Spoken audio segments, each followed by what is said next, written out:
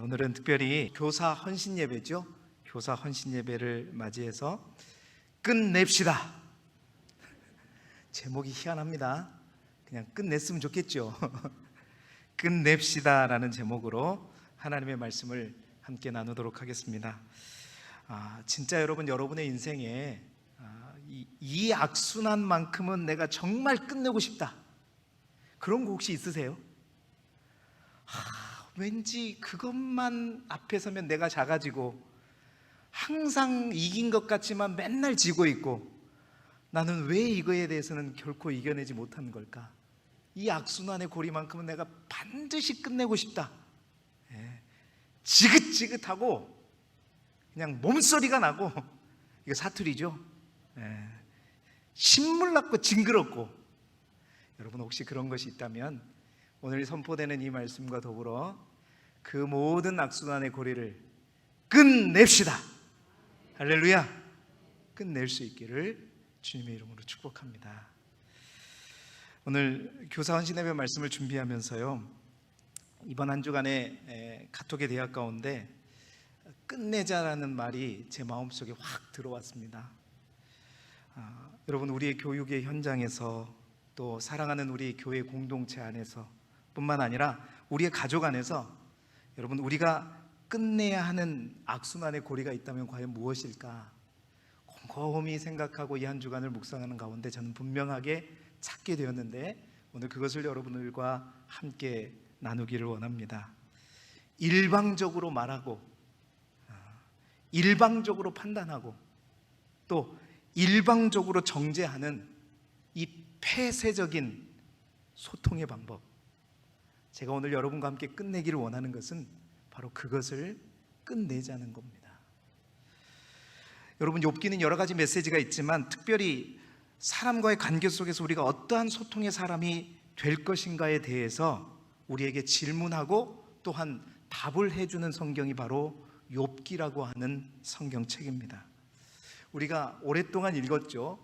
그동안 우리가 읽었던 성경 중 가운데 장수가 제일 많은 것 같아요. 42장까지 있으니까 꽤 오랫동안, 그것도 반복되는 이야기를 아침마다 설교하면서 새벽에 오신 분들은 들었지만 저도 힘들었어요, 진짜. 오늘은 그거 끝내겠습니다. 오늘 욥기 마지막으로. 그 친구들의 모습 속에서 욥을 위로한다 치고 와서 전혀 자기 주장만을 내세우면서 일방적으로 가르치고 또 정죄하면서 전혀 욥과 공감을 이루어내지 못하는 그 세 친구들의 모습, 이 모습이 사실은 우리 가정에서 우리의 모습이고, 또한 교회에서 성도들 간의 문제 속에서 발생되는 우리의 모습이고, 뿐만 아니라 무엇보다도 그러지 않으면 좋겠지만 이 자리에 함께 예배하고 있는 우리 교사 선생님들의 교육의 현장에서 또한 그러한 모습이 되지 않기를 정말로 주님의 이름으로 축복합니다. 나는 아니라고 하지만 항상 아이들에게 일방적으로 가르치려고 하고, 일방적으로 맞다 틀리다 얘기하고, 일방적으로 내가 생각하는 대로 주입시키려고 하는, 여러분, 이 설교는 제가 잘하기 때문에 그 설교를 하는 것이 아니라 제가 뼈저리게 느끼고 내 스스로에게 선포하기 위해서 준비한 메시지이기도 하거든요. 사랑하는 선생님들 가운데 오늘 말씀을 통해서 그 마음의 울림이 있다면 여러분, 이 말씀과 더불어 끝낼 수 있기를 주님의 이름으로 축복합니다.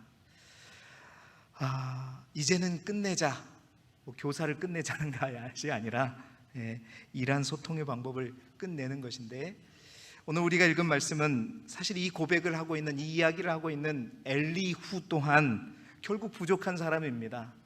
그도 완벽한 사람이 아니에요. 그러나 그가 말하는 이 자세를 통해서 우리가 배우기를 원하는데, 그는 어떠한 소통의 방법을 가지고 지금 말을 시작하고 있는가? 어떠한 우리가 소통의 방법으로 어떤 사람들에게, 사랑하는 내 가족에게, 우리 교회의 다른 지체들에게 뿐만 아니라 내가 가르치는 아이들에게 갔을 때 그 아이를 살릴 수도 있고 그 아이를 죽일 수도 있다는 것이죠. 오늘 그 엘리후가 소통하는 방법, 그것들을 통해서 우리가 우리에게 주시는 하나님의 음성을 들을 수 있기를 간절히 소망합니다. 첫 번째, 11장 상반절을 통해서 우리가 배울 수 있는 것은 뭐냐?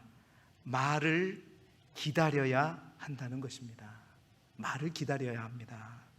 우리 11장 상반절의 말씀 화면을 보면서 함께 읽어보겠습니다. 시작. 보라, 나는 당신들의 말을 기다렸노라. 아멘. 여러분, 엘리후는요, 욥기에 등장하는 가장 나이 어린 사람으로 자기 스스로가 소개하고 있습니다. 욥의 세 친구들과 논쟁이 세 차례에서 걸쳐서 지속되는 동안 그는 오늘 우리가 읽었던 본문의 내용처럼 보라, 내가 당신들의 말을 기다렸노라. 이 말은 무슨 말이냐면, 당신들의 말을 기다렸다는 말은 이렇게 당신들에게 내가 말하기 전에 먼저 당신들의 말을 들었다는 얘기입니다. 우리가 쉽게 말하는 잘 듣는 것, 경청에 대해서 얘기하고 있는 것이죠. 여러분, 대화에 있어서 가장 중요한 첫 번째가 뭐냐? 말을 기다리는 것입니다. 말을 기다린다는 것은 내가 먼저 말하지 않는다는 얘기고, 내가 할 말들을 쏟아놓기보다는 다른 사람의 말을 먼저 듣는다는 것입니다. 여러분, 사실 말을 기다린다는 것이 쉬운 것 같지만 여간 그것이 쉽지 않은 것이죠. 나의 친구들과 얘기할 때, 나보다 윗사람과 얘기할 때는 먼저 들을 수 있어요. 그러나 편한 상대, 내 가족이거나 내가 가르치고 있는 아이들과 대화할 때는 여러분, 이게 사실은 정말 어렵습니다.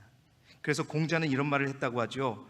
말을 배우는 데는 2년이 걸리는데 경청하는 데는 60년이 걸린다라는 그런 말을 했다고 합니다. 듣는 것이 그만큼 굉장히 어렵다는 거죠. 잘 되지 않는다는 것입니다. 대부분 말을 기다리지 못하고 자기 이야기를 하는 사람들 굉장히 많죠. 그런데 그런 사람들이 보면 굉장히 열정적인 사람입니다. 그리고 성급한 사람들이죠. 여러분, 사람들마다 각양의 이제 자기의 기질들이 있죠. 그 기질 가운데서 주도형 인간들이 있고, 또한 신중형, 또 사교형, 안정형, 그런 어떤 유형들이 있는데, 일반적으로 가장 말을 기다리는 게 어려운 사람들이 누구냐면 주도형인 사람들.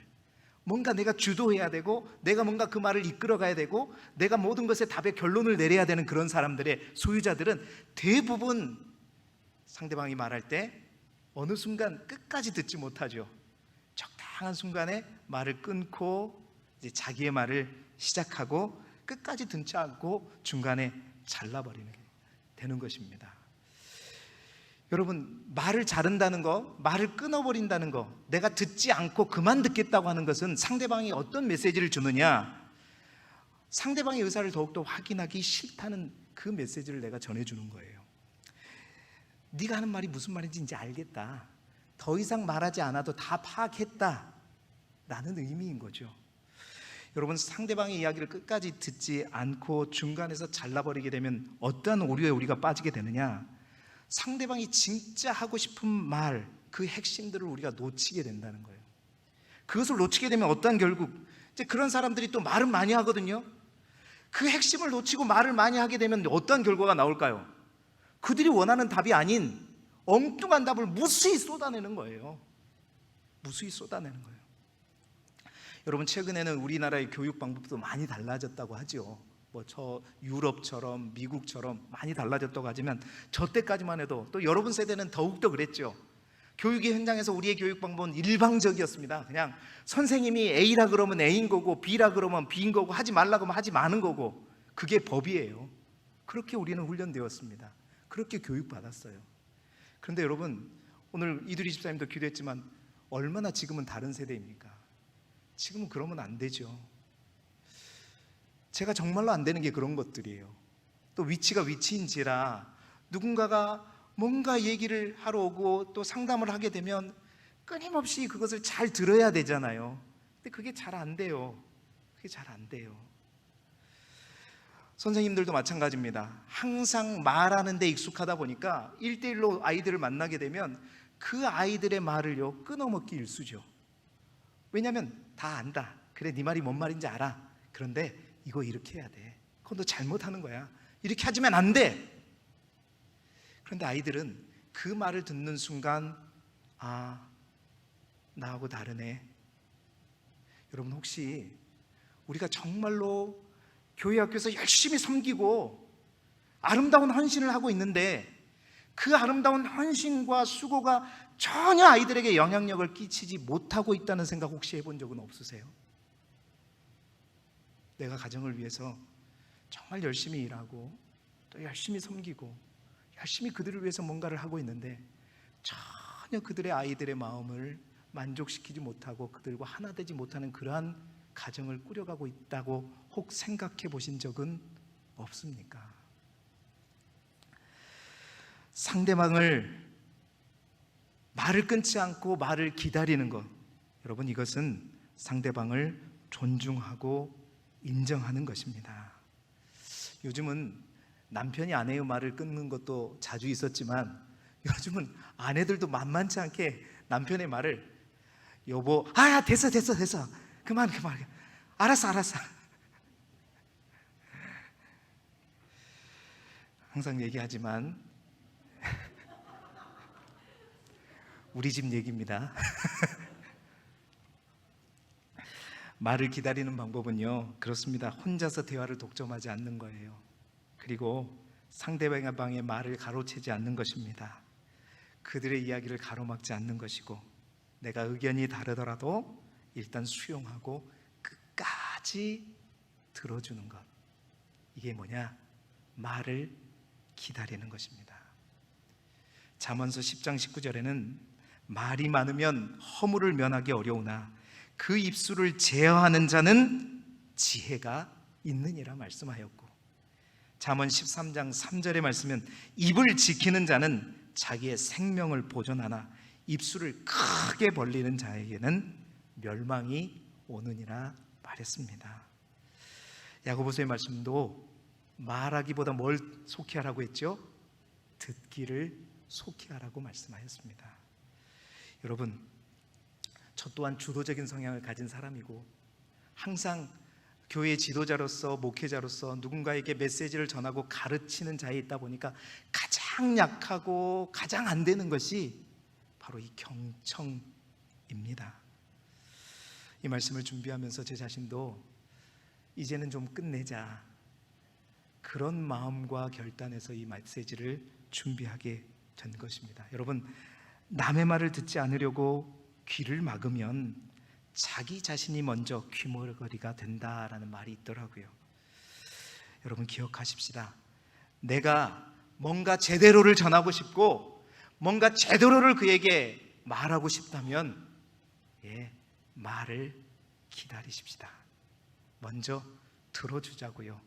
잘 듣고 그리고 경우에 합당한 말로 그들에게 전할 수 있는, 사랑하는 우리 교사 선생님들, 우리 선생님들 되시기를 바라고, 사랑하는 우리 모든 성도님들이 되시기를 주님의 이름으로 축복합니다. 첫 번째는 그거예요. 말을 기다려야 합니다. 자, 두 번째는 뭐냐? 엘리후는 그렇게 말하죠. 말에 귀 기울여야 합니다. 11절의 하반절의 말씀을 우리 화면을 보면서 함께 읽어보겠습니다. 시작. 당신들의 슬기와 당신들의 말에 귀 기울이고 있었노라. 이제 세 차례의 욥과 세 친구들의 이야기를 귀 기울이고 듣고 있었다고 얘기하고 있는 겁니다. 여러분, 듣는다는 말의 영어, 두 가지 영어가 있어요. 어르신들에게 죄송하지만 히어링과 리스닝이 있어요. 그런데 오늘 특별히 우리 교사 헌신 예배를 드리니까 우리 선생님들에게 한번 물어보겠습니다. 선생님들은 우리 아이들과 대화할 때 히어링 하십니까? 리스닝 하십니까? 목사님 뭐 똑같은 거 아니에요? 뭐 히어링이나 리스닝이나. 근데요, 여러분, 영어의 의미에서 히어링과 리스닝은 의미가 좀 다릅니다. 어떤 의미냐? 히어링이라고 하는 것은 귀로 들려오는 소리를 듣고 흘려보내는 수동적인 들음을 얘기할 때 히어링이라고 얘기하는 것이고요, 리스닝이다라고 얘기하는, 리슨이다라고 하는 의미의 듣다라는 영어 단어는 뭐냐면 우리의 의식을 집중해서 정보를 모은 뒤에 귀로 잘 듣고 그것을 분석해서 우리의 뇌로 보내는 바로 능동적인 듣기를 바로 뭐라고 얘기하냐면 리스닝한다라고 얘기하는 것입니다. 여러분, 말에 귀를 기울인다는 것은 보다 적극적으로 듣는다는 것을 의미하는 것이고, 히어링이 아니라 리스닝 한다는 뜻입니다. 여러분, 커뮤니케이션 학자들에 의하면요, 말은 우리가 하는 이 말이라고 하는 것은, 이 소리라고 하는 것은 전달하려고 하는 메시지의 7%만 운반한다고들 얘기합니다. 그럼 나머지 93%는 어떻게 전달되느냐? 그냥 이 소리뿐만 아니라 그 소리 음성과 그 어조. 제가 어떻게 지금 얘기하고 있죠? 정말 이 말이 여러분 안에 싹 들어가기를 원하는 그 말투로 막 하고 있잖아요. 이 어조와 이 표정과 이 제스처, 이런 것들을 통해서 나머지 93%가 전달된다는 거예요. 그러니까 표면적인 소리 외에 내면적인 소리들이 그 93%가 그 나머지 것들로 인해서 전달되어진다는 겁니다. 따라서 여러분, 피상적으로만 우리가 말을 듣게 되면, 그냥 히어링만 하게 되면 어떤 일이 벌어지냐? 빙산의 일각처럼 그가 하는 말에, 상대방이 하는 말의 일부밖에 듣지 못한다는 것이죠. 여러분, 언젠가 제가 작년에 이 듣는 것에 대해서 설교를 한번 한 적이 있어요. 여러분 기억나시는 분? 그때 제가 그때 언급했던 한 인물이 오프라 윈프리라고 제가 얘기를 한번 드렸던 것이 생각납니다. 여러분, 그는 사생야라는 핸디캡을 가지고 성폭행으로 인해서 불우한 청소년 시절을 보냈지만, 그녀가 토크쇼의 여왕이자 또한 잡지와 케이블 TV, 인터넷을 거느린 큰 회사의 회장이 될 수 있었던 그 비결이 뭐냐? 바로 그녀가 눈과 마음을 기울여 진심으로 상대방의 이야기를 듣는 그녀의 자세에 있었다라고 얘기를 드린 적이 있죠. 여러분, 그녀는 그 토크쇼에 사람들이 오게 되면 그 게스트가 어떤 말을 할지라도 끊임없이 그와 눈을 마주치며 이렇게 듣지 않아요. 딱 이게 고개를 앞으로 좀 숙이면서 귀를 쫑긋해서 들으면서 아이 컨택을 하고 고개를 끄덕이면서 온몸으로 공감을 표현하면서 듣죠. 그래서 그녀와 대화하는 모든 사람들은 어떻게 해요?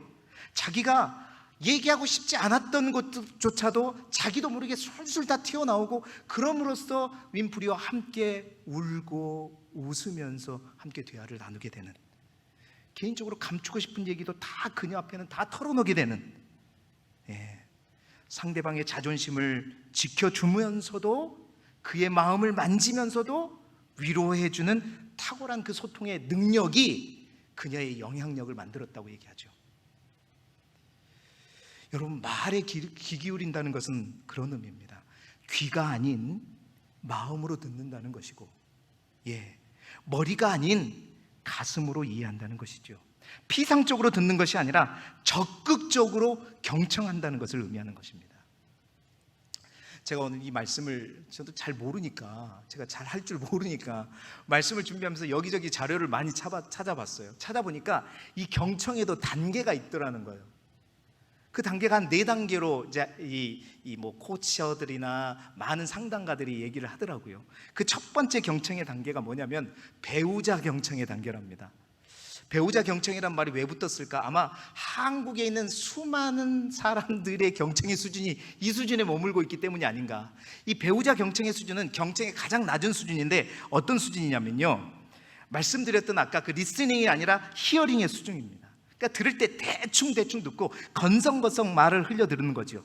특히 상대방에게 집중하지 않았을 때 자주 발생되는 경청인데요, 이제 예를 들어서 이렇게 설명하자고 하더라고요. 제가 뭐 재미있게 여러분에게 설명할 수 있을는지 모르겠지만, 어떤 10년 차 된 부부가 오랜만에 쇼핑을 나왔어요. 진짜 오랜만에 쇼핑을 나왔어요.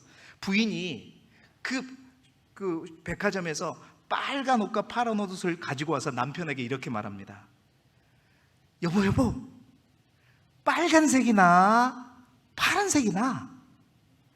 전혀 공감을 못 하시는 것 같은데, 빨간색이나 파란색이나 이렇게 말하자, 첫 번째 배우자 경청의 수준의 남편은 어떻게 얘기하냐면요,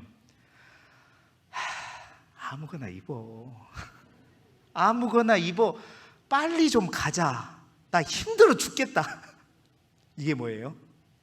배우자 경청의 수준이랍니다. 벌써 고개를 끄덕이는 분이 반 정도 이상이 됩니다. 큰일 났어요, 우리 교회 경청의 수준이. 빨리 가자, 빨리 가. 나 피곤해, 다리 아파 죽겠다. 그만 보고 가자.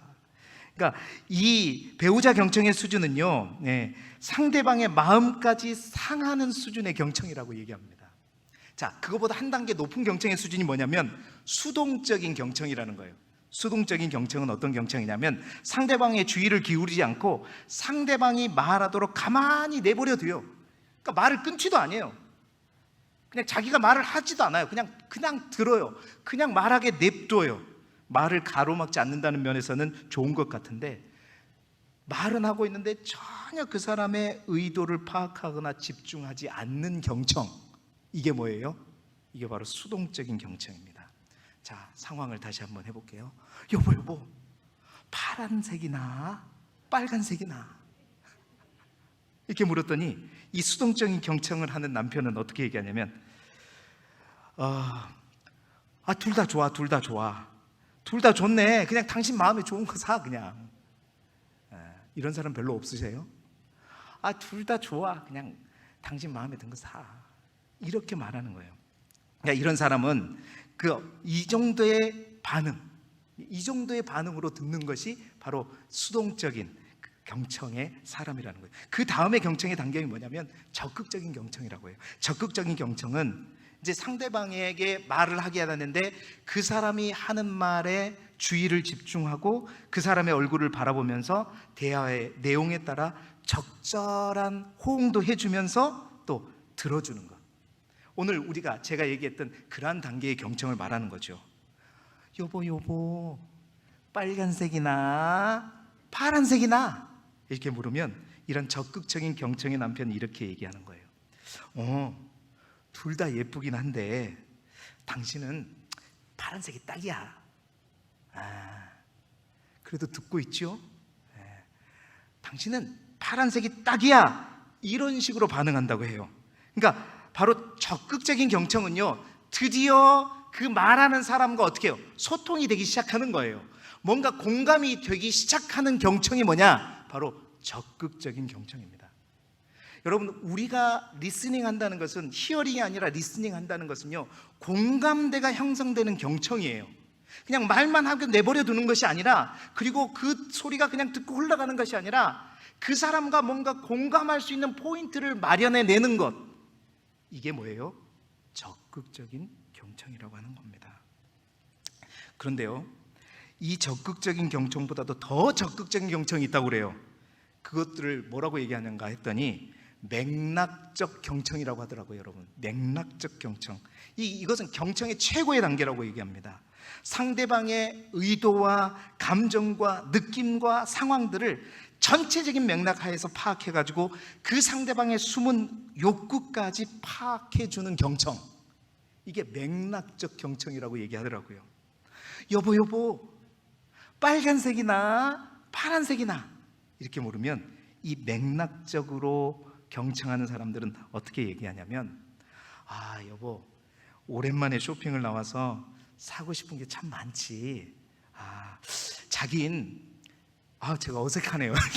이렇게 해본 적이 없어가지고 자기는 빨간색 옷을 입을 때 진짜 젊어 보이고 파란색 옷을 입으면 훨씬 더 날씬해 보여. 여러분, 그럼 어떻게 해요? 어머, 여보. 그래서 그 옷을 산 기쁨보다 더 행복하겠죠. 그러면서 기분 좋은 상태에서 자기가 사고 싶은 옷을 아마 사게 될 거예요. 여러분, 어떠세요? 여러분은 지금 어떻게 듣고 계십니까? 저는 정말 끝내고 싶습니다.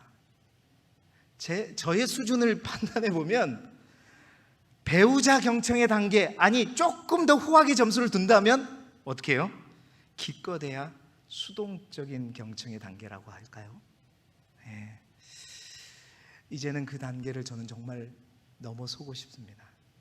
적극적인 경청의 단계로.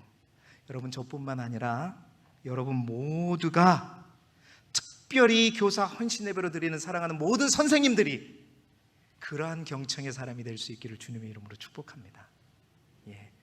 아이들이 말할 때 그 뒤에 있는 아이들의 의도를 보십시오. 왜 아이들이 이야기를 하는지 그 들리는 소리만 듣지 마시고, 이 시대에 수많은 범죄들이, 아이들을 향한 많은 범죄들 가운데 아이들이 수없이 메시지를 날려도 어른들이 그 메시지를 듣지를 못해요. 결국 그 아이들이 죽어가잖아요. 여러분, 엘리후는요, 본인이 귀를 기울여 들었다고 하지만 사실 그의 경청의 단계는 아마 이 4단계에서 보자면 적극적인 경청의 단계 정도 되지 않나 싶은 생각이 들어집니다. 왜냐하면 그는 그 고난 가운데 진정으로 욥이 말하고 싶은 그 의도와 뒤에 있는 마음을 전혀 헤아리지 못했어요.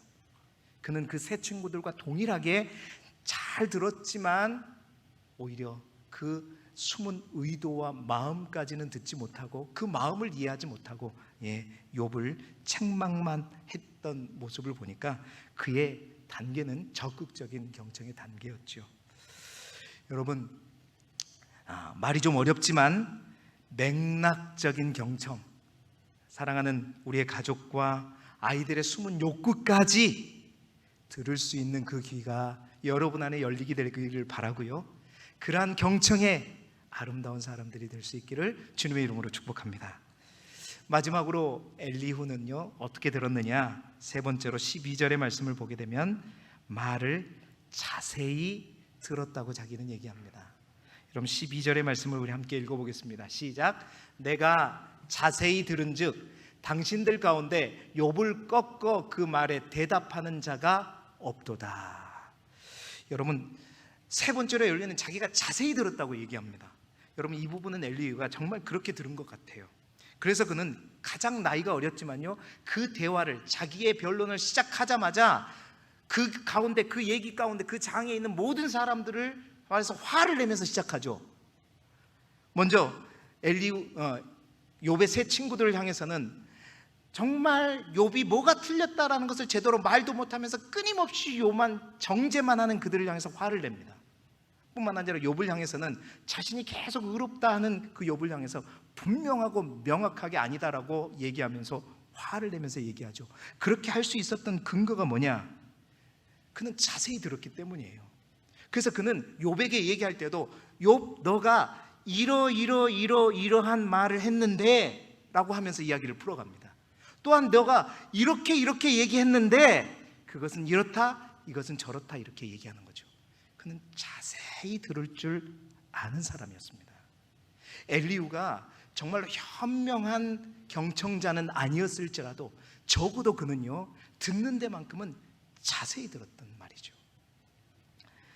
여러분, 우리가 고쳐야 될 점이 하나가 있어요. 특별히요, 우리 교회 안에서 사랑하는 어떤 성도들과 얘기를 할 때, 또 우리 아이들을 가르칠 때, 그 아이들과 대화할 때 우리가 자세히 듣지 않는다는 겁니다. 제대로 듣지 않는다는 거예요. 그러니까 대충 듣고 건성으로 듣는다는 겁니다. 아이들이 열심히 얘기하는데, 가족들이 열심히 얘기하는데, 누군가가 열심히 얘기하고 있는데 전혀 내가 열심히 얘기했는데 나에게 되돌아오는 질문, 아까 내가 이미 다 했던 얘기인데 그 질문을 또 하고, 또 내가 아까 분명히 얘기했는데 내가 얘기하는 그 핵심을 전혀 알지 못하는 그런 질문들을 던질 때, 여러분, 이미 그 가족과의 소통은 끝나는 것이고 아이들과의 공감은 잃어버리게 되는 것이죠. 여러분, 자세히 듣지 못하는 이유가 무엇일까요? 왜 우리는 다른 사람과의 대화 속에서 자세히 듣지 못할까요? 그것은 뭐냐면, 대부분 우리가 들을 때 그 사람의 얘기만 집중하는 것이 아니라 나의 생각과 나의 판단과 나의 모든 것들이 개입하기 때문입니다. 다시 말해서 이야기를 들을 때 항상 우리가 어떤 자세를 취하냐면, 내가 할 이야기를 생각해요. 그러면서 들어요. 그렇기 때문에 상대방 이야기가 자세히 들리지 않아요. 그냥 내가 아는 수준에서만 들리게 되는 것입니다. 뿐만 아니라 상대방이 이야기를 할 때 끊임없이 나의 경험에 비추어서 그것을 생각하기 때문에, 나의 경험이 들어가기 때문에 그 사람이 이야기하는 얘기가 자세히 들려지질 않아요. 기억되지 않는 거예요.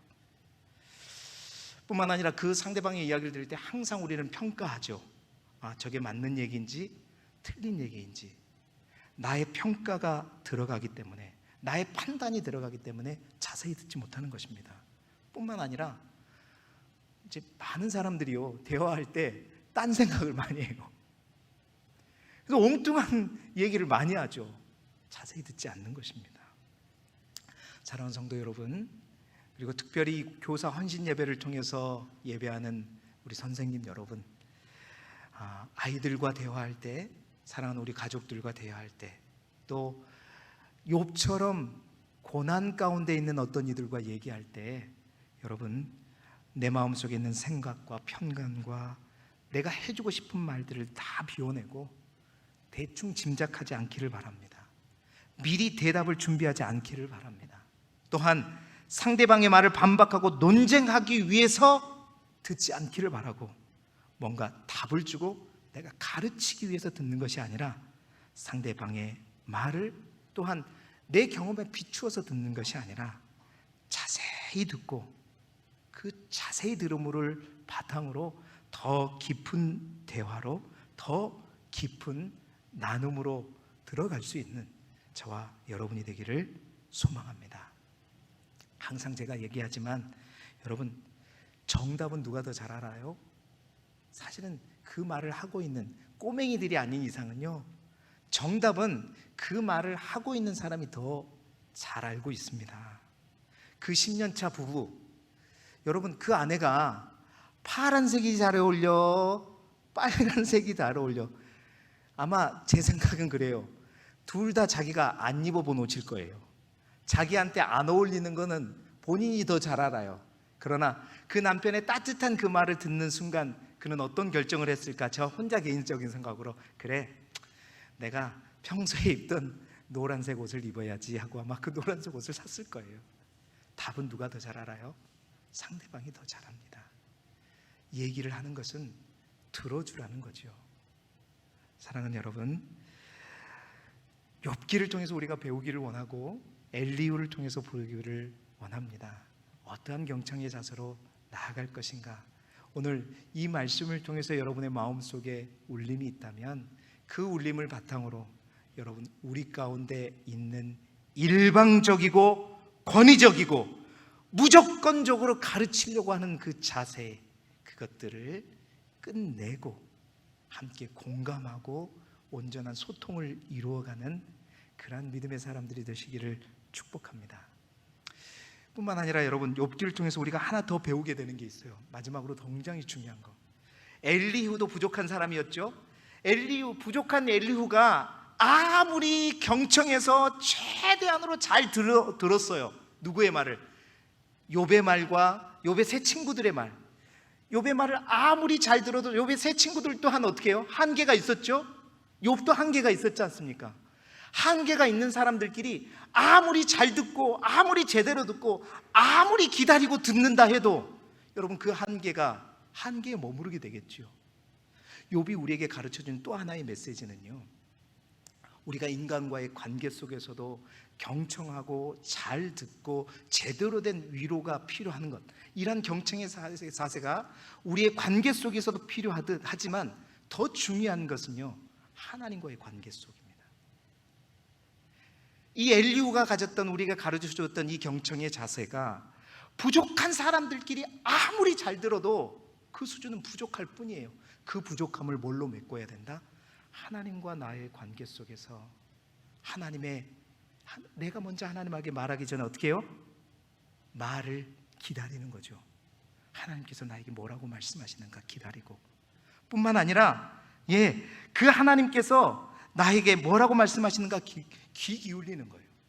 단순한 말씀 속에 쓰여진 그 말씀을 그냥 그 문장으로만 읽는 것이 아니라 그 말씀 속에 담긴 하나님의 마음과 하나님의 뜻과 그 맥락까지 파악해서 듣는 것